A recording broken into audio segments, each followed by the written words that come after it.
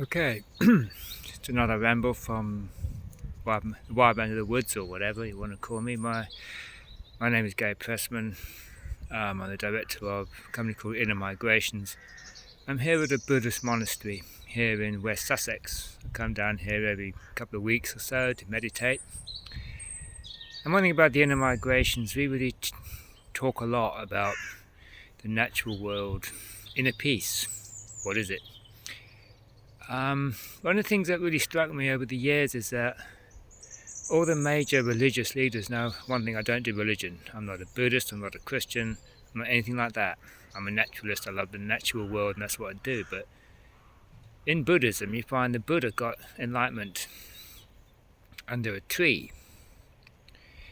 Jesus Christ gave his most powerful sermon on the side of a mountain. John the Baptist used to meditate in the desert. So what's that telling us here?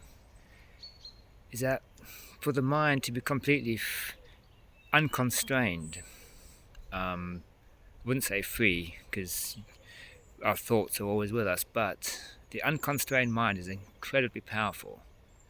One thing I noticed in the natural world when I was working in Africa and elsewhere, and also working as a dive master under the ocean, was that if you want to open your inner eye, your pineal gland they call it, third eye, it doesn't go through veganism, doesn't go through any kind of artificial stimulus, so to speak. It comes from being in touch and in tune with the natural world. Now often I'd be tracking, like say for example, I'd be tracking animals in Africa, and I know every single bird call, I'd know every single track on the ground, almost like an open book in front of me.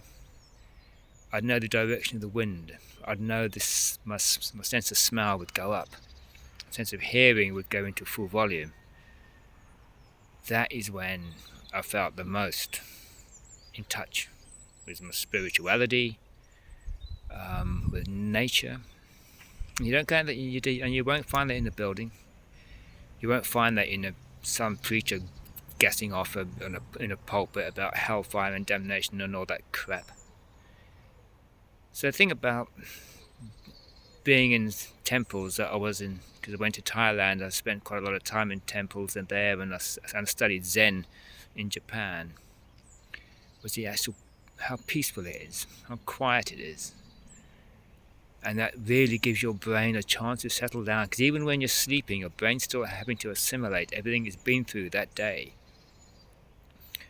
When you do Zen and you meditate, when you get back to nature, when you walk in the bush, or you walk in the woods, or climb a mountain, or go under the ocean, it gives your mind time to stop.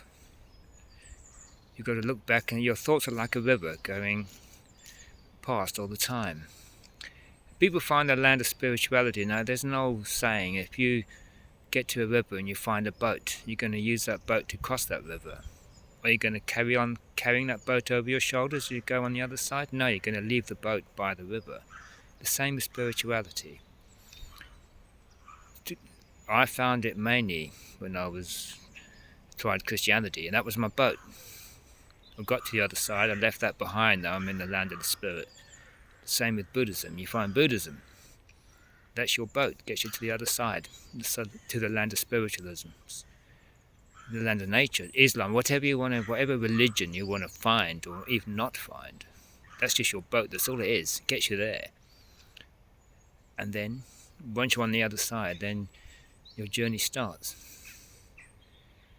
Now I find that extremely important, especially in inner migrations, is that we teach how to meditate in the bush, how to experience the bush, and our knowledge is power. My religion, if I've got one, is knowledge.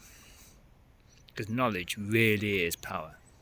If you haven't got knowledge, you might have faith, but boy, you've got no power.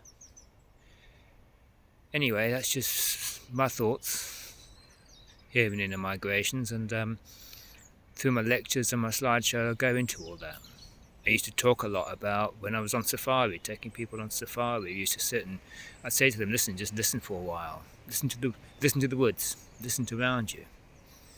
It's like when I was doing scuba diving, we used a thing called a deep blue off the coast of Mozambique in the Indian Ocean, where you go down 18, 19 meters, So you can't see the surface and you can't see the bottom, but you hover in the deep blue, hence the deep blue. And that is when your mind, okay, you have to keep an eye on your depth gauge and your instruments here because they're keeping you alive, but you feel the power of the ocean and the silence and the power, and that's when your third eye is opened. Not through drugs, not through alcohol, but definitely not through veganism, not through anything like that. Anyway, there's me signing off now. Goodbye and good luck.